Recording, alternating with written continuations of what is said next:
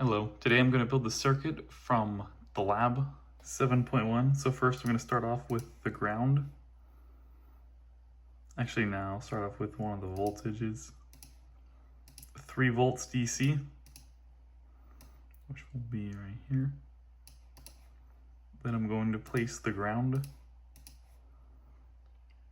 And then I'm going to place the 2 resistors. They're both 100 ohms.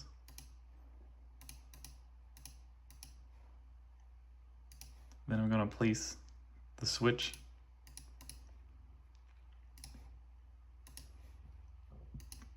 Then I'm going to place the inductor. And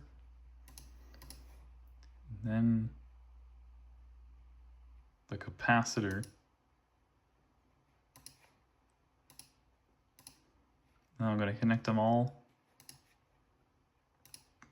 together.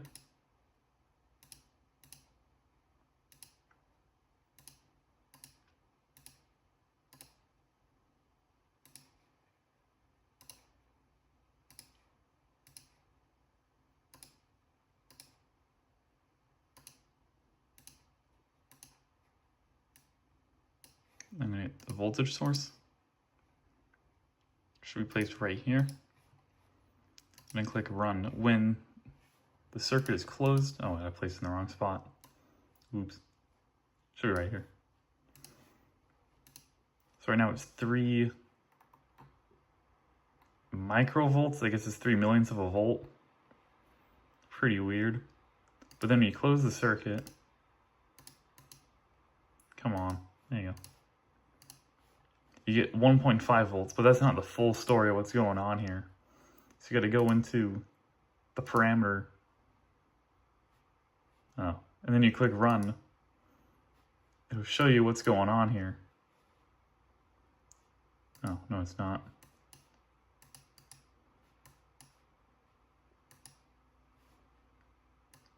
The voltage in the wrong spot. Should double check.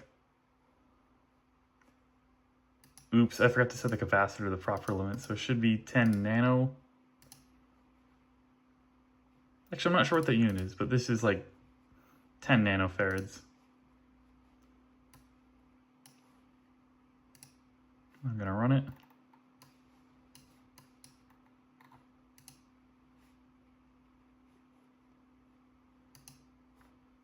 Still not entirely correct. I think I have the wrong circuit.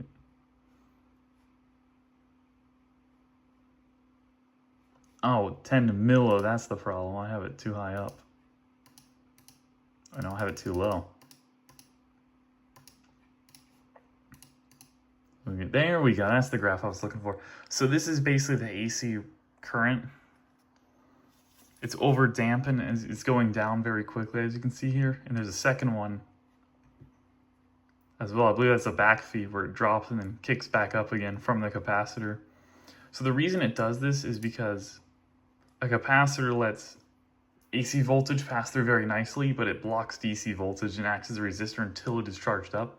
Versus this guy here, he's an inductor, he blocks AC voltage because the energy is stored in the magnetic core.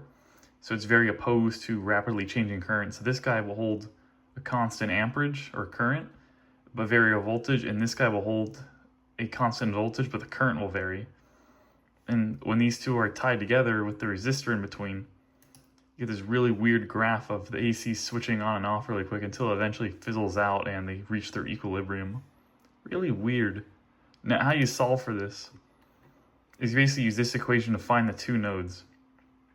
And what you're going to want to do, you plug in all the resistors, the 100 ohms, the 10 nanofarads, and the milli... I don't know what this unit is. So you solve for the circuit. So you just plug that in there, and then you get this weird equation where it's like S squared plus 101,000 S plus 20 billion equals 0. And then you plug in those, and you basically plug that into a calculator and you get this equation here. And then from this too, you plug in your initial variables, 100.1 units, and T2 is 45 US. So that's how many seconds have passed. I think it's like thousandth of a second. Just let me double check that graph again. Oh, millionth of a second. Huh, that's crazy.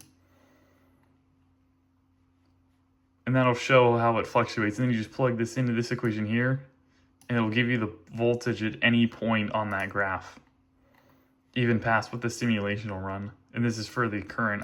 This is like an extra. If anyone's curious on the current, this is pretty cool. So yeah, this is the circuit, and that's why the behavior is the way it is. And pretty cool.